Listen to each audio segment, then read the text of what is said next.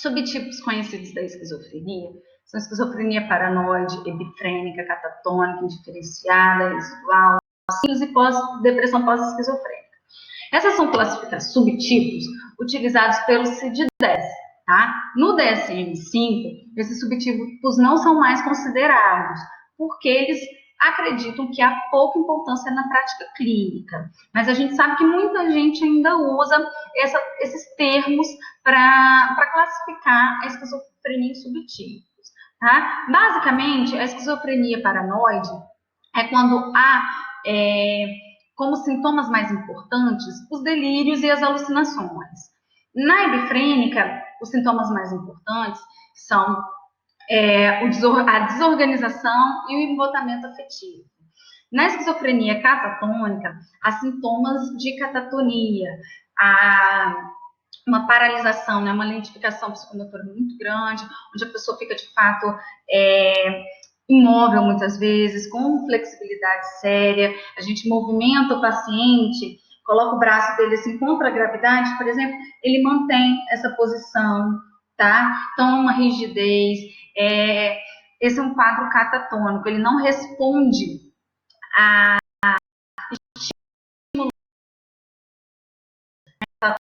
sempre tem que excluir causas. Muitas vezes o paciente está ali praticamente no coma e às vezes é identificado como uma catatonia por um transtorno psiquiátrico. Então, eu já vi paciente com neurotoxoplasmose era um paciente com esquizofrenia que ficou catatônico, né? E essa catatonia era, na verdade, por conta de uma neurotoxoplasmose. Então, ele tinha esquizofrenia, tinha HIV positivo e estava com neurotoxoplasmose. Então, a gente precisa sempre investigar, fazer uma TC de crânio no paciente que está catatônico, tá? E outros exames laboratoriais. A esquizofrenia indiferenciada é quando você não consegue ver um sintoma mais característico da paranoide na epifrênica, então você não consegue diferenciar se ela é paranoide ou epifrênica, ela é indiferenciada. E esquizofrenia residual é quando há sintomas mais crônicos, né? Paciente de longa data, que ficam com sintomas, uma pobreza, né, cognitiva, um embotamento, ela é mais residual. A esquizofrenia simples é quando tem sintomas mais leves, a pessoa consegue até ser um pouco mais funcional, tá? E a depressão pós-esquizofrênica, que é após um surto psicótico, o paciente apresenta um quadro de depressão, tá? Então, a gente chama de depressão pós-esquizofrênica.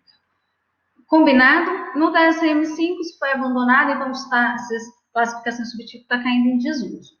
Ok? Então, vamos lá. Como eu falei, né?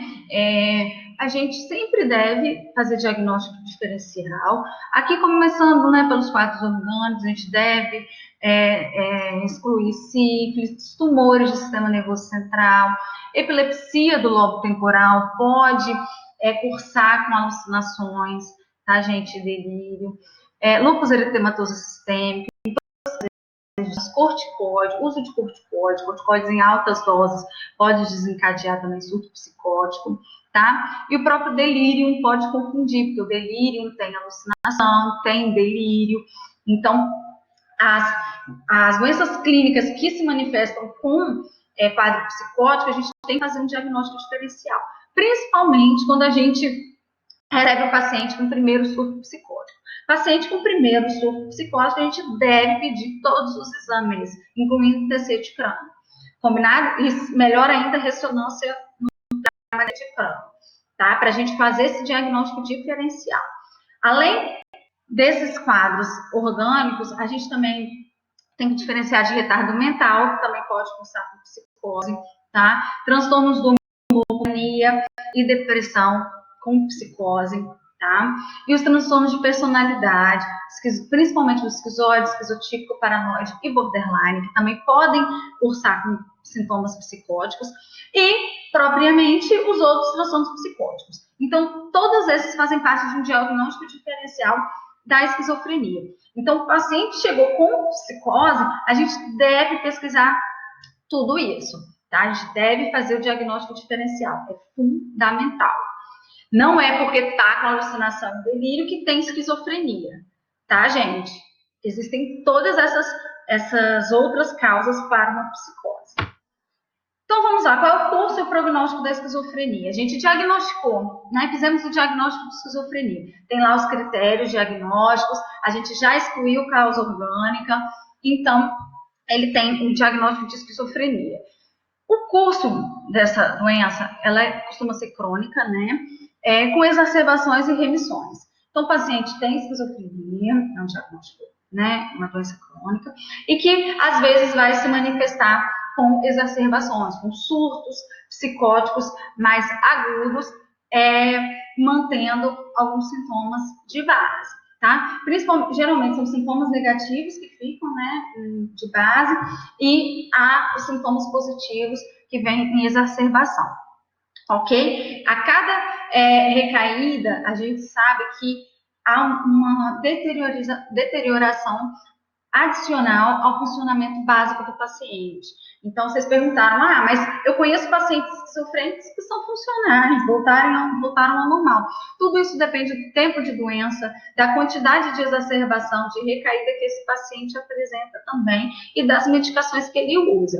Tá? No início da doença, o paciente é mais funcional e a cada recaída há uma deterioração adicional ao funcionamento dele. Ao longo do quadro, os sintomas positivos tendem a diminuir de intensidade e os negativos podem se tornar mais graves. Essa é uma tendência, tá, gente? Esse fracasso em retornar ao nível anterior de funcionamento é a principal distinção entre a esquizofrenia e os transtornos de humor. A gente já falou disso, né, na videoconferência até. A vulnerabilidade ao estresse costuma se manter por toda a vida, tá, gente? Então, o paciente esquizofrênico que passa por alguma situação de estresse, de trauma emocional, ele pode desencadear uma exacerbação, um surto psicótico, tá? Surto psicótico é redundante, né? É um pleonasmo. Surto a gente sendo psicótico, tá? A maioria tem vidas caracterizadas por falta de objetivos e inatividade, por hospitalizações frequentes, e no contexto urbano pode acontecer falta de moradia, pobreza, virar morador de rua, tá, gente? Então, isso pode acontecer com os pacientes com esquizofrenia que não tem suporte social. Então, quais são os fatores que vão mudar esse curso, né? Influenciar no prognóstico da esquizofrenia?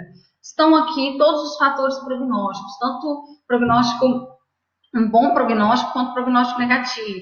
Por exemplo, o início mais tardio, influenciando um bom prognóstico, fatores precipitantes mais óbvios, né? Um início agudo, histórias pré-mórbidas, de bom funcionamento social, quando o paciente não tem aquela personalidade pré-mórbida, né? Quando ele tinha uma personalidade mais funcional, tinha história profissional boa, então a tendência é que ele tenha um melhor curso da doença, um melhor prognóstico, tá?